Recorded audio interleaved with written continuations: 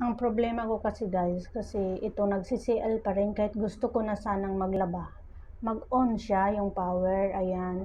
Ang problema ito, pag iikot mo ito, hindi mawala yung mga lights. Dapat mawala yung lights kasi pag iikot ko to dito, kung saan ko siya ituro, dapat dito lang ang mag-lights. Kaya lang naka-light sila lahat eh.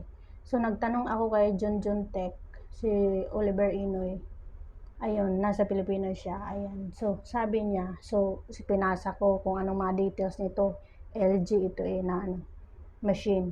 Sabi niya, ito daw ilong press ko ng 3 seconds. Yung dalawa daw sabay.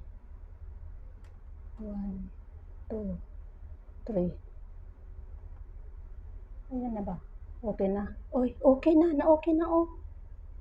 Wow, nawala na yung CL. Wow, good job. Thank you so much, John Oliver Inoy.